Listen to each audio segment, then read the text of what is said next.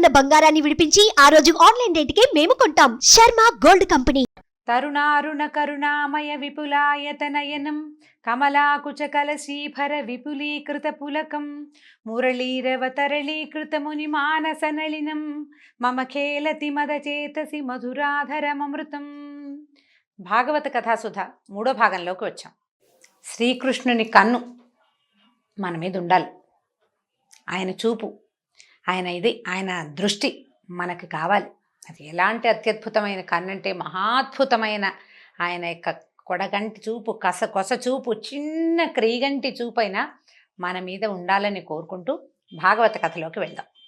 యోగమాయ అవతరించి నిన్ను చంపేవాడు నాతో పాటే పుట్టి ఇంకో చోట పెరుగుతున్నాడని చెప్పి అదృశ్యమైపోయిన తర్వాత కంసుడు దేవకి వసుదేవులిద్దరికీ క్షమాపణ చెప్పి మిమ్మల్ని నేను వదిలిపెట్టేస్తున్నానని వదిలేసి ఇంటికి వెళ్ళిపోయాడు.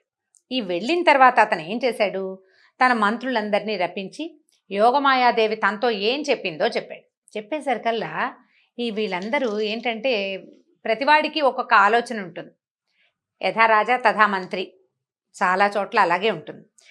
వీళ్ళు ఏమనుకున్నారంటే వీళ్ళంత వివేకవంతులు అనటానికి వీల్లేదు. ప్రతి సమస్యకి చంపటమో చావడమో తప్ప వేరే ఉపాయం ఉంటుందని తెలియదు వాళ్ళకి. దాంతో వాళ్ళు తమ సహజమైన పద్ధతిలో స్పందించి ఏం చెప్పారంటే నగరాలలో, గ్రామాలలో ఎక్కడెక్కడ యాదవులుండే గొల్లపల్లెల్లో అయినా ఏం చేయాలి, 10 రోజుల వయసు కూడా లేని పసిపిల్లల్ని, అంతకు మించి వయసున్న పిల్లల్ని కూడా చంపేద్దాం.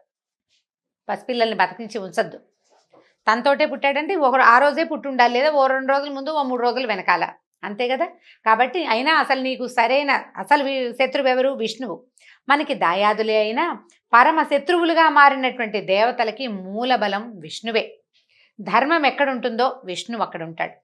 వేదపారాయణలు, తపస్సు, యజ్ఞాలకు హవిస్సునిచ్చే గోవులు ఎక్కడుంటే ధర్మం అక్కడ ఉంటుంది. ప్రత్యక్షంగా విష్ణుమూర్తిని సంహరించే అవకాశం లేదు, ఆయన మనకు దొరకడు, అతని దేహం దొరకదు మనకి. కాబట్టి వీటన్నిటినీ నిర్మూలించామనుకో ఈ లోకంలో ధర్మం ఉండదు, విష్ణువుకి నిలవ నీడ ఉండదు, అతని వల్ల నీకు ప్రాణభయం ఉండదు అని సలహా చెప్పారు. కంసుడికి ఈ మాటలు చాలా నచ్చినాయి, బాగుందనుకున్నాడు.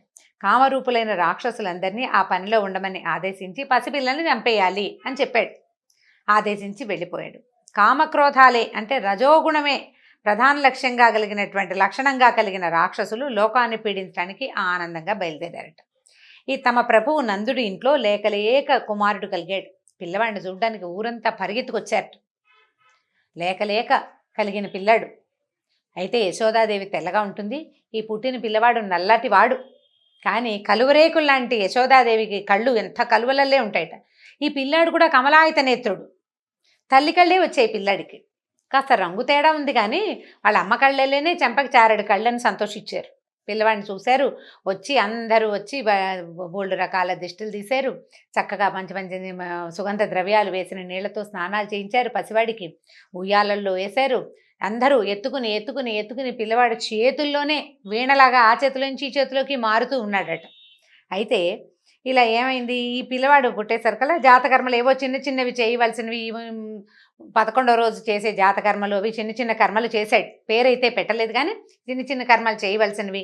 తర్వాత బ్రాహ్మణులకి, వేదవేత్తలకి దానాలు ఇచ్చాడు. ఈ శ్రీహరి భక్తుడైన నందుడు తన కుమారుడి క్షేమం కోసం అంటే లేక కలిగిన శిశువు అవటం వల్ల అర్చనలు చేయించాడు విష్ణుమూర్తికి. తర్వాత ఏ విష్ణువునైతే ప్రార్థిస్తున్నాడో ఆ విష్ణువే తన కుమారుడిగా తన ఇంట్లో ఉన్నాడని ఎరగడు విష్ణుమాయ అలాంటిది. అయితే గోకులంలో ఉన్న వాళ్ళంతా ఈ పిల్లాడు పుట్టిన సందర్భంలో పసుపు, పాలు, పెరుగు ఒకళ్ళ మీద ఒకళ్ళు వసంతాలుగా చల్లుకుని బోల్డంత పెద్ద ఫంక్షన్లు చేసుకుని ఆనందించారు. బోల్డంత ఉత్సాహం. తమ రాజుకి కొడుకు కలిగాడంటే తమకు కాబోయే రాజు. దాంతో మహదానందంగా జరుపుకున్నారు. విష్ణువు కృష్ణుడై గోకులానికి వచ్చాడు. గోకులాన్నే తన నివాసంగా చేసుకున్నాడు. అయితే చూడండి చిత్రం, అమ్మవారు నిత్యానపాయిని లక్ష్మీదేవి విష్ణుమూర్తిని వదిలిపెట్టి ఉండదు. విష్ణువేమో పసివాడిగా వచ్చేసాడు ఇక్కడికి. మరి ఇప్పుడు ఆవిడ ఎవరుగా రావాలి? ఆ గోకులంలో గోసంపద వృద్ధి అయిపోయిందట, ధాన్య సంపద వృద్ధి అయిపోయింది, సిరి సంపదలకి నెలవైపోయింది ఆ గోకులం. లక్ష్మీ కళ రాజ్యం వెళ్తోంది అక్కడ. అమ్మవారు ఆ రూపంలో వచ్చి తన భర్తని అనుసరించి ఈ గోకులంలో స్థిరపడిపోయిందట. నందుడు కంసుడికి సామంతరాజు. అతను ఏం చేస్తాడు, ప్రతి 6 నెలలకి 3 నెలలకి కప్పం కట్టే విధానం ఉంటుంది. ఈ రాజుగారికి కప్పం కట్టడానికి మధురకి వెళ్ళాడు. కప్పం కట్టించిన తర్వాత ఇతను విడిదికి వచ్చాక ఇతను వచ్చాడని తెలుసుకుని వసుదేవుడు నందుడిని చూడ్డానికి వచ్చాడట. ఎందుకంటే వాళ్ళిద్దరూ చిన్నతనం నుంచి ప్రాణ స్నేహితులు. నందా, నీకు వయసు మీరిపోతుందని, సంతానం కలగలేదని బెంగపెట్టుకున్నావు. ఈ వయసులో నీకు పుత్రుడు కలిగాడు, చాలా సంతోషం అన్నాడు వసుదేవుడు. సరే, నా కుమారుడు తన తల్లి రోహిణితో కలిసి నీ దగ్గరే ఉన్నాడు కదా, అంటే రోహిణి యొక్క గర్భస్థ శిశువు అయిన పిల్లవాడితోటి ఆవిడ అక్కడ చేరిపోయింది నందగోకులంలో. పిల్లాడు అక్కడే పుట్టాడు రోహిణీదేవికి. నా కొడుకు రోహిణి కులాసగా ఉన్నారా, నా బిడ్డని తన బిడ్డలాగా చూసుకుంటుందా యశోద అని నర్మగర్భంగా అడిగాడు. అడిగితే నందుడు అందరూ క్షేమమేనని, వసుదేవుడికి పుట్టిన సంతానాన్ని ఈ కంసుడు వధించినందుకు చాలా విచారపడుతున్నానని చెప్పాడు. వీళ్ళిద్దరూ మాట్లాడుకుంటుంటే వసుదేవుడికి ఒక ఊహ కలిగింది, అక్కడ ఏదో జరగబోతోందని.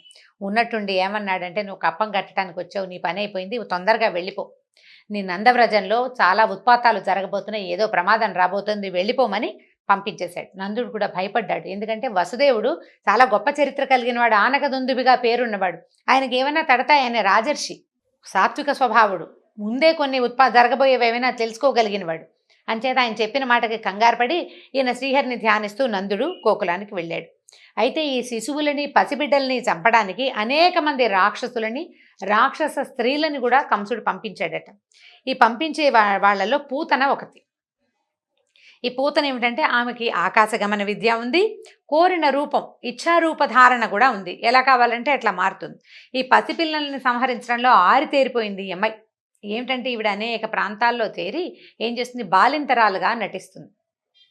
ఏ ఇంటికి వెళ్ళినా, ఏ వాకిట్లో ఉన్నా కూర్చుని పిల్లాడికి పాలిస్తానని చంటి పిల్లవాడికి స్తన్యం ఇచ్చి చంపేస్తుంది. ఆమె స్తన్యంలోనే విషం ఉంటుంది, అప్పుడు తల్లి పాలల్లోనే విషం. ఆమె ఆ రకంగా పిల్లల్ని సంహరిస్తూ అంతా తిరుగుతూ ఇక్కడ చేరింది. అయితే ఈ వచ్చిన అమ్మాయి ఎంత పరమాద్భుత సౌందర్యమట. చేతిలో పద్మం పట్టుకుని సమ్మోహనంగా నవ్వుతూ వస్తే విష్ణుమూర్తిని వెతుకోవడానికి లక్ష్మీదేవి వచ్చిందా అనిపించేంత సమ్మోహనంగా ఉందట, ఎంత కళ్ళగానో ఉంది. ఆమె సౌందర్యానికంటే రాక్షస మాయ వల్ల అందరూ ఆమెకు లోబడిపోయారు. ఎవరింట్లో పసిపిల్లలు ఉన్నారో చూసింది. నందుడి ఇంట్లో కొత్తగా పిల్లవాడు పుట్టాడని తెలుసుకుంది. ఈవిడ చూపులు ప్రసన్నంగా ఉన్నాయి కానీ అన్వేషణగానే ఉంది, పిల్లాడిని వెతుక్కుంటోంది, ఎక్కడున్నారా చంటి పిల్లలు అని. అయితే ఈ లోపలికి నందుడి ఇంటి వైపుకి వెళ్తే ఉయ్యాలలో నిస్సహాయంగా కాళ్ళు చేతులు ఆడిస్తూ పడుకున్న పసిపిల్లవాడు కనపడ్డాడు. రోజుల బిడ్డ, ఎక్కువ వయసు రాలేదు. అక్కడి నుంచి కృష్ణుడు గమనించాడు, ఈ పిల్లవాడు ఇంకా కృష్ణుడిని నామకరణం మనం చేయకూడదు, ఇంకా పేరు పెట్టలేదు అసలు. ఈ ఉయ్యాల్లో పడుకున్న చంటివాడు ఈమెను గమనించాడు. అక్కడి నుంచి కాళ్ళు చేతులు ఆడిస్తున్నాడు, ఆవలిస్తూ కళ్ళు మూసుకున్నాడు. దగ్గరకు వచ్చింది. ఈవిడ వచ్చేసరికల్లా ఈ పిల్లవాడిని ఎత్తుకుంది. మామూలుగా ఈ నందవ్రజంలో వచ్చిన వాళ్ళందరూ ఉయ్యాల్లో ఉన్న పిల్లాడిని ఎత్తుకుని ముద్దులాడడం, మళ్ళీ పిల్లాడిని అక్కడ పడుకోబెట్టడం, లేక కలిగిన రాచకొడుకు, దాంతో అందరూ ముద్దు చేస్తున్నారు. ఈ తల్లిను పెద్దల్లి రోహిణీదేవి ఊరుకున్నారు. ఆవిడ ఒళ్ళో తన కొడుకుని పెట్టుకుని కూర్చుంది. యశోదాదేవి ఏదో అటు ఇటు తిరుగుతోంది. ఈ పిల్లాడిని ఎత్తుకుని ఈ పిల్లవాడిని చూసేసరికల్లా, ఈ దగ్గరికి తీసుకునేసరికల్లా చనుపాలు ఇవ్వబోతోందని గమనించి వీళ్ళు వద్దు, మా పిల్లాడికి నువ్వు పాలు ఇవ్వక్కర్లేదు, మాకు పాలు తక్కువ కాదు అని వీళ్ళు వారించారు తల్లులు ఇద్దరు, వద్దని. అయినా పైగా నువ్వు ఎక్కడి నుంచి వచ్చావు, నువ్వు ఏ పక్క నుంచి, ఏ ఊళ్ళో నుంచి మా ఊరు వచ్చావు, మధ్యలో అంతా అడవి కదా అని అడిగే ఊహలు కూడా ఆ దారిలో ఉన్న వాళ్ళకి కానీ, పని వాళ్ళకి కానీ, వీళ్ళకి సహాయంగా ఉండే ఈ గోపస్త్రీలకు కానీ ఎవరికీ తట్టల. మీదే ఊరు, మీ ఆయన ఎవరు, నీకు ఎంతమంది పిల్లలు, ఇలాంటి ప్రశ్నలు మామూలుగా ఊళ్ళల్లో వేస్తారు. కానీ వీళ్ళు ఈ రాక్షసమాయకి లోబడి ఎవ్వరూ ఆమెను ప్రశ్నించలేదు. ఈ చంటి బిడ్డని ఎత్తుకుని ఒళ్ళో వేసుకుంది అమ్మాయి. వీళ్ళు వద్దన్నారు. ఆవిడ ఎట్లా అయిందంటే, పరమమూర్ఖుడు కదలకుండా నిద్రపోయే మహాసర్పాన్ని తాడనుకుని ఒళ్ళో పెట్టుకున్నట్టుగా ఆ నిశ్శబ్దంగా పడుకుని కళ్ళు మూసుకుని దొంగ నిద్ర నటిస్తున్న చంటి పిల్లవాడిని, సాధారణ శిశువని భ్రమపడి ఈ పూతన అనే రాక్షసి ఆ పిల్లవాడిని ఎత్తి ఒళ్ళో పెట్టుకుంది. స్తన్యం పిల్లవాడికి చనుబాలు తాగించడానికి ప్రయత్నం చేసింది. ఎప్పుడైతే అతని నోట్లోకి ఆమె స్థానం వెళ్ళిందో మరుక్షణం కళ్ళు తెరిచేశాడు శిశువు. కళ్ళు తెరవటం ఏమిటి, ఒక్కసారిగా ఒకటే గుక్కతోటి ఆమె ప్రాణాలు కూడా లాగేశాడు పాలతో పాటు. ఈ విషం నిండిన పాలు విషం ఆయనకేం కొత్త, విషం ఆయనకి కొత్త కాదు. మహాసర్పాలని సైతం సంహరించగలిగిన గరుత్మంతుడి గర్వమణిచి ఆయన మీద కూర్చోగలిగిన వాడు. ఆయనకి ఏ కొత్త లేదు, శిశువుగా ఉన్నా కొత్త కాదు. ఎప్పుడైతే ఈ పిల్లవాడు గట్టిగా గుక్క పాలు పీల్చాడో ఈ పెద్ద కేక పెట్టట, ముంచ విడు అని అరుస్తూ లేచిందట. ఈ లేవడం మహా పెద్ద శరీరం, కొండల్లాంటి స్థనాలతోటి చాలా పెద్ద ఉగ్ర రూపం, మహా పెద్దదైన స్వరూపంతో విరుచుకుని పడిపోయిందట. ఈ వచ్చిన ఉత్పాతానికి వీళ్ళు ఏం చేస్తారంటే, ఉయ్యాల ఇంట్లోగా లేదు, కొంచెం సావిట్లోకి ఉంది. ఈవిడ సావిట్లో ఉన్న ఉయ్యాల్లో నుంచి పిల్లాన్ని తీసుకుని వాకిలి వైపు, అరుగు వైపుకి వచ్చింది. ఈ వెనక్కి పడ్డంతో చుట్టుపక్కల ఉన్న చెట్లన్నీ నుగ్గైపోయినాయట, ఇళ్ళు మొదళ్ళు కదిలిపోయినాయి. ఆమె కింద కొన్ని గోశాలలు అవన్నీ, గోవులు లేవు, అన్ని పొద్దున్నే 10 అయ్యేసరికల్లా గోవులన్నీ గడ్డి మేయడానికి బయటికి వెళ్ళిపోతాయి, తిరగడానికి వెళ్ళిపోతాయి కదా. గోశాలలు అవి నుజ్జు నుజ్జు అయిపోయినాయి. సమీపంలో ఉన్న 2-3 ఇళ్ళు పడిపోయినాయి. అసలు ఎంత మేర పడిందో ఆమె శరీరం, ఈ పెద్ద మోత, ఈ చెట్లు విరిగిపడిన శబ్దము, దాంతో అందరూ కంగారు పడ్డారు. వీళ్ళకి ఒళ్ళు తెలిసి చూసేసరికల్లా ఒక పెద్ద మహాకాయమైన ఒక స్త్రీ శరీరము, దాని గుండెల మీద చంటి పిల్లాడు కనపడ్డారు వీళ్ళకి. దాంతో కంగారు పడ్డారు, పరిగెత్తి వాళ్ళంతా తెల్లబోయారు. ఇంత శరీరం ఏమిటి, 6 క్రోసుల మేర ఉందట, 6 క్రోసుల మేర ఆమె శరీరం ఉంది. ఈ పెద్ద శరీరము, ఆ పైన అవి అంత ఆ కొండల మధ్య ఒక చంటి పిల్లవాడు తిరుగుతున్నాడు, అటు ఇటు దొరుకుతున్నాడు చంటివాడు. దాంతో కంగారు పడ్డారు. గోపికలు వెంటనే పరిగెత్తుకుంటూ వచ్చి, అంటే ఇంకా పని వాళ్ళు సాయం ఉన్న వాళ్ళంతా పరిగెత్తుకుంటూ వెళ్ళారు. ఆ వక్షం మీద నుంచి పిల్లాన్ని తెచ్చి ఇచ్చారు. అందరూ కలిసి, అమ్మ బాబో ఇంత ఎత్తు నుంచి పడ్డాడు, ఇదేమి రాక్షసి, ఏమిటో అందంగా ఉందనుకున్నావు, ఇది ఇలా అయిపోయింది, ఈ పిల్లాడు ఇట్లా ఎలా, బయటికి భయం లేదు, అంత శబ్దం అయితే పిల్లాడు ఉలికిపడి భోరమని ఏడవాలి, క్యారమంటారు పిల్లలు. ఉలికిపాటు లేదు సరికదా, తలకాయ అటు ఇటు తిప్పి చూస్తున్నాడు పిల్లాడు. అమ్మో అనుకున్నారు. అక్కడి నుంచి కింద నుంచి మట్టి తీసి బొట్టు పెట్టారు. పిల్లాడికి బోల్డన్ని దిష్టిలు తీశారు. ఆ శరీరం చూసేసరికల్లా అప్పుడే నందవ్రజానికి వచ్చిన నందుడు ఆశ్చర్యపోయాడు. పల్లె లోపలికి వచ్చాడు. ఈ శరీరం ఏమిటి, నందుడు అక్కడ, ఆయన వసుదేవుడు అక్కడున్న వాడికి ఈ కథ ఎట్లా తెలిసింది అని ఆశ్చర్యపోయాడు. ఏదో ఉత్పాతం జరగబోతోందని ఆయన ముందే చెప్పాడు, ఇదే కాబోలు అని ఆశ్చర్యపోయారు. అక్కడి నుంచి ఈ పిల్లాడికి ఏవో రక్షాలు కట్టించారు. ఇంత అదురయ్యాడు, అదరలేదు, పిల్లాడు బాగానే ఉన్నాడు. వీళ్ళు బెదిరారు, మిగిలిన వాళ్ళంతా. ఆయనకేం బెదురు, లోకాలని అదిలించేవాడికి ఏం బెదురు. పిల్లవాడిని తెచ్చుకున్నారు. వీళ్ళేవో రక్షలు అవి ఇవి కట్టారు. ఈ గోకులంలో ఉన్న పురుషులు చాలామంది ఏం చేశారంటే పెద్ద పెద్ద పదునైన గొడ్డళ్లతోటి ఈ రాక్షసి శరీరాన్ని ముక్కలుగా నరికి ఈ పల్లె అవతల పక్కగా పడేసి అంటించారట. అంటే చితి పేర్చి దహనం చేశారు. చేసేసరికల్లా ఆమె శరీరం కాలుతూ ఉంటే కమురు కంపు రావాలి, మాంసం కాలుతుంటే రావాల్సిన వాసన రావట్లేదుట. ఈ మల్లెలు మొగలి పువ్వుల సుగంధం అంట, ఎంత సుగంధమో. ఆశ్చర్యపోయారట, అదేంటి రాక్షసి, ఇదేమో రక్తం ఓడుతోంది, ఈ రక్తం కాలుతూ, చర్మం కాలుతూ, మాంసం కాలుతుంటే రావాల్సిన వాసన కాకుండా సుగంధ ద్రవ్యాల వాసన వస్తుంది ఏమిటా అని ఆశ్చర్యపోయారు. ఒక గుక్కెడు పాలిచ్చిన రాక్షసికి ఆమె శరీరంలోంచి మాలిన్యాన్ని కూడా హరించేశాడు భగవంతుడు. ఇప్పుడు ఒక దుర్మార్గమైన ఆలోచనతో పాలిచ్చిన ఆమెకే ఇలాంటి స్వర్గారోహణాన్ని కల్పించాడు భగవంతుడు. ప్రేమగా పాలిచ్చే తల్లులకి, తనకి పాలివ్వడానికే ఉన్నటువంటి ఆ గోవులకి ఎలాంటి సద్గతి లభించబోతోంది కదా అని బ్రహ్మాది దేవతలంతా ఆశ్చర్యపోయారట. ఈ సంగతి చెప్తూ శుకుడు పూతనావాధ వృత్తాంతాన్ని పరీక్షిన్ మహారాజుకి తెలియజేశాడు. ఆ తర్వాత వీళ్ళు జాగ్రత్త పడాలనుకున్నారు. సమయం బాగుండలేదని భావించారు, కానీ ఇదేదో తాత్కాలికంగా ఒకటి జరిగిందనుకున్నారు. విష్ణువు మానవుడై కృష్ణుడిగా పుట్టాడని, బాల్యంలో ఆశ్చర్యకరమైన చేష్టలు చేస్తాడని అందరికీ తెలుసు. అయితే ఎంత విన్నా తనివి తీరదు. ఎన్ని కథలు విన్నా ఇంకేం చేశాడో అడగాలనిపిస్తుందని పరీక్షిన్ మహారాజు శుకుడిని అడిగేట. తర్వాత రోజు నిత్యం ఆయన ఏం చేశాడో నాకు చెప్పమన్నట్ట. మనకు కూడా నిత్యం కృష్ణలీలలు వినాలనే అనిపిస్తుంది. ఎన్ని విన్నా ఇంకొక కొత్త కథ కృష్ణుడి గురించి ఎవరైనా చెప్తే మన పుస్తకాల్లో లేని హిందీ పుస్తకాల్లో ఉంటే కూడా విందామనిపిస్తుంది. పరీక్షిన్ మహారాజు అడిగితే శుకుడు చెప్తున్నాడు అనమాట. 2-3 నెలల వయసు వచ్చాక బోర్ల పడ్డానికి ప్రయత్నం చేస్తున్నట్టు. 3వ నెల వచ్చేసరికి పిల్లలు పక్కకి తిరుగుతూ ఉంటారు. మనం కూడా బోర్ల పడితే బొబ్బట్లు పోస్తాం. పిల్లాడికి బోర్ల పడ్డం వచ్చిందని వాళ్ళకి ఎంతో వినోదంగా ఉండేది. పక్కకి తిరుగుతాడు, కెవ్వు అని ఏడుస్తాడు, పొట్ట కింద నుంచి చెయ్యి రాదు, ఏడుస్తాడు. తల్లులో ఎవరో ఒకళ్ళు సహాయం చేస్తారు, ఇటు తిప్పుతారు. ఇటు తిప్పంగానే అప్పటిదాకా కెవ్వుమని ఏడ్చి చెయ్యి రాలేదని కొట్టుకుని పిల్లాడు మళ్ళీ బోర్ల తిరగడానికి ప్రయత్నం చేస్తాడు. మానవ ప్రయత్నం చేయాలి చూడండి, పక్కకి తిరుగుతున్నాడు. అయితే ఈ బోర్లా పడినప్పుడు చేసే వేడుకని ఔత్థానిక ఉత్సవం అంటారట. అదే బొబ్బట్లు పోయటం అనమాట. అక్కడి నుంచి ఏం చేశారు, వాళ్ళు కూడా వాళ్ళ సాంప్రదాయాన్ని అనుసరించి ఉత్సవం చేశారట. ఆయన నందవ్రజానికి రాజు, లేక కలిగిన పిల్లవాడు. ఆ ఉత్సవంలో ఇంకా వైభవానికి లోటేమిటి, బోళ్ళంత వేదవేత్తలు, ఆశీర్వచనాలు, మంగళ వాయిద్యాలు, గోపికలంతా మంగళగీతాలు, బోళ్ళంత ప్రోగ్రాం జరుగుతుంటే పిల్లవాడికి చక్కగా పసుపేసిన నీళ్లతోటి స్నానం చేయించారు, అలంకరించి దిష్టి తీశారు. బోళ్ళంత హడావిడి చేసిన తర్వాత ఏం చేశారు, వాకిట్లో పెద్ద బండి ఉందట. ఈ నందుడి వాకిట్లో చాలా పెద్ద బండి ఉంటే ఈ అందరికీ సమారాధన కోసం, భోజనాల కోసం ఏర్పాటు చేసిన, విందు కోసం ఏర్పాటు చేసిన వంటలన్నిటినీ, పదార్థాలు, పిండి వంటలన్నిటినీ ఆ బండి మీద చక్కగా పొందిగ్గా సర్దారట. ఆ బండి కింద చిన్న తొట్టెలో పిల్లాడిని పడుకోబెట్టింది. బండి కింద నీడగా ఉంది. అందరూ జనమంతా బయటే ఉన్నారు. పిల్లాడిని లోపల గదిలో పడుకోబెట్టడం ఎందుకు?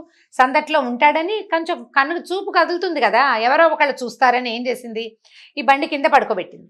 పడుకోబెట్టి ఆ చుట్టుపక్కల ఉన్న పిల్లలకి, ఒరే నాయనా ఓ కన్నేసి ఉంచండిరా పిల్లాడి మీద, పాలకు లేస్తాడని చెప్పింది. ఈ లోపల ఏం చేసింది, ఆశీర్వదించడానికి వచ్చిన వేదవేత్తలందరికీ సత్కారాలు, వచ్చిన అతిథులకి మర్యాదలు, భోజనాలు, ఈ ఏర్పాట్లలో ఆవిడ హైరానగా తిరుగుతోంది. ఇంతలో పిల్లవాడికి మెలకు వచ్చింది, ఆకలేసింది, ఏడవటం మొదలుపెట్టాడు. ఈ ఆనందాలు, కోలాహలాలు, అందరూ కబుర్లు చెప్పుకోవటాలు, మధ్యలో వేద పనసల్లో గందరగోళంలో పిల్లాడి ఏడుపు ఆవిడికి వినపడల. ఈ ఏడుస్తూనే ఆ తొట్టెలో మెల్లిగా జరిగేది. జరిగి కాలు కదిపేసరికి బోర్లా పడుతున్నాడని చెప్పాం కదా, కాళ్ళు పైకెత్తుతారు. ఆ ఎత్తేసరికల్లా ఈ బండి కాలికి తగిలింది. ఈ బండిని కాలుతో తన్నాడట చక్రాన్ని. కాలు తగిలితే పిల్లవాడి కాలు ఎంత లేత చిగురల్లే ఉంటుంది. ఆ కాలికి బండి ఒక్కసారి తిరగబడింది. దాని నిండా ఇత్తడి, కంచు, గుండిగల్లో ఎన్నో ఆహార పదార్థాలు ఉన్నాయి. మొత్తం తిరగబడిపోయినాయి కిందకి. బండి ఇరుసులు కూడా ఊడి దూరంగా పడిపోయినాయి. ఇంత పెద్ద మోత. ఈ బండి ఏమో పడిపోయింది, పైన సామాన్లన్నీ దొర్లేసినాయి. తొట్లో ఉన్న పిల్లాడు మాత్రం తొట్టలోనే కాళ్ళు చేతులు ఆడిస్తూ ఆకలికి ఏడుస్తున్నాడు. భయపడి ఏడుపు కాదు, బేరమంటలు లేదు, ఊ అని నస ఆకలికి. దాంతో ఇప్పుడు పురుషులందరూ, మగవాళ్ళంతా ఆశ్చర్యపోయారు. ఏమిటిది, బండి ఎట్లా పడిపోయింది, ఇంత బండి ముక్కా చక్క అయిపోయింది ఏమిటి, పదార్థాలు పడిపోతే పిల్లాడు అదిరిపోకుండా ఏడుస్తాడేమిట్రా అని వీళ్ళు ఆశ్చర్యపోయారు. అక్కడ చూసిన పిల్లలు ఒక అన్నేసి ఉంచమని చెప్పారు కదా, పిల్లలు అన్నారు కృష్ణుడు కాలు తగిలింది, బండి విరిగిపోయింది అనేసరికల్లా ఇంకేమిటది, అలా ఎలా అవుతుంది, బాలుండెక్కడ బండి ఎక్కడ అని పోతన గారు రాస్తారు. పిల్లాడెక్కడ బండి ఎక్కడ, దాన్ని ఆకాశం మీద పడేంత ఎత్తుగా ఎలా తంతాడు, ఈ మొత్తం పదార్థాలను ఎగిరి కింద పడ్డాయి. వాడు తంతే ఇలా ఎందుకు అవుతుంది, ఏదో జరిగింది అనుకున్నారు. అక్కడి నుంచి ఈవిడేం చేసింది, గబగబా ఏడుస్తున్న పిల్లాడు ఎత్తుకుంది. గాలో ధూళో ఏదో, ఏ దుష్టగ్రహ ప్రభావమో ఏదో కారణం, అంతేననుకున్నారు. ఈ పిల్లాడికి హోమాలు అవి చేశారు. దుష్టగ్రహ పీడ తొలగించడం కోసం రక్షలు కట్టారు. అందరూ కలిసి బండి సరిగ్గా నిలబెట్టుకున్నారు. మళ్ళీ వంటలు చేసుకుని, మళ్ళీ గుండిగలు నింపుకుని, తర్వాత శ్రీమన్నారాయణ పూజ ఏదో చేసుకుని భోజనాలు చేశారు. ఇలా అవుతూ ఉండగా ఈ శిశుహంతకి అయినటువంటి మన పూతన ఏమైంది, పూతన కనపట్టలేదు అని ఈ కంసుడి పరివారంలో చర్చకు వచ్చేసరికల్లా వాళ్ళు ఏం చేశారంటే, వాళ్ళల్లో ఒకడిని తృణావర్తుడనే ఒకడిని చెప్పారు. రే పూతన ఎక్కడుందో చూడు అని. సరే, ఈ తృణావర్తుడు ఏంటంటే వీడు గాలిలాగా తిరుగుతాడనమాట. అంటే గడ్డిపోచలను కూడా తిప్పగలడు గాల్లో, అలాంటి వాడు. సరే, అతను ఏం చేశాడు, ఈ ఆకాశగమన విద్యతోటి తిరుగుతూ పూతన ఎక్కడుందో చూస్తున్నాడు. ఆ చూడడం కోసం నందవ్రజం మీదగా వెళ్తున్నాడట. ఆ వెళ్తుండగా ఈ యశోదాదేవి పిల్లాడిని ఒక 5వ నెలలో ఏమో వచ్చింది, 5-6 నెలలు వచ్చుంటాయి, ఒళ్ళో పెట్టుకుని కూర్చుంటే ఉండి పిల్లాడు బరువెక్కిపోతున్నాడు. బరువుగా ఉంటే తల్లులకి ఏమనిపిస్తుంది, పిల్లాడు బరువెక్కిపోతున్నాడు అనిపించదు. ఈ మధ్య పురుడొచ్చి నాకు వీక్నెస్ వచ్చింది, కాస్త నేను వీక్ అయ్యాను, కాళ్ళు తిమిరెక్కిపోతున్నాయి అనుకుంది ఆవిడ. నాకు కాళ్ళు తిమిరెక్కిపోతున్నాయి, నేను మొయ్యలేకపోతున్నాను, నాకు ఓపిక తగ్గింది అనుకుంది. కానీ నా పిల్లాడు ఇంత గుండులా బరువెక్కాడని ఏ తల్లి అనుకోదు. ఎంత బొద్దుగా ఉన్నా పిల్లాడు బాగా పాలు తాగడు, సరిగ్గా అన్నం తిండనే చెప్పుకుంటారు. తల్లి సహజమైన లక్షణం. ఏమనుకుంది ఆవిడ, కాళ్ళు తిమిరెక్కుతున్నాయని పిల్లాడిని తీసి పక్కన కూర్చోబెట్టింది. పక్కన కూర్చోబెట్టిన మరుక్షణం మొయ్యలేనంత బరువయ్యాడంటే మోయటానికి తనకి శక్తి లేదని భావించింది తల్లి పాపం. ఆ ఆకాశ మార్గంలో వెళ్తున్న తృణావర్తుడు ఈ నందవ్రజం మీదగా వచ్చాడట. పైనుంచి చూసేసరికల్లా ఈ పిల్లాడు కనపడ్డాడు. తల్లి ఒళ్ళో నుంచి దిగి పక్కన కూర్చున్నాడు. కొంచెం 7-6 నెలలు వచ్చింటాయి, కూర్చుంటారు కదా పిల్లలు, కాస్త నేలకి చేతులు ఊతం ఆనించి కూర్చుంటారు. పైనుంచి చూసేవాడికి కింద పిల్లాడు కనపడ్డాడు. చంటి పిల్లలు ఎక్కడ కనపడ్డా చంపేయమన్న కంసుడి ఆజ్ఞ గుర్తొచ్చింది. ఈ రావటం ఏమిటి, గుర్తు రాగానేవాడు సుడిగాలిలాగా పెద్ద గాలి రూపంలో వచ్చేసాడు. ఈ భూమి మీద చక్కగా చేతులు ఆనించి కూర్చున్నటువంటి కృష్ణకుమారుణ్ణి లేపేశాడు పైకి. కృష్ణుడు లేచి పైకి వెళ్ళిపోయాడు ఆ గాల్లో.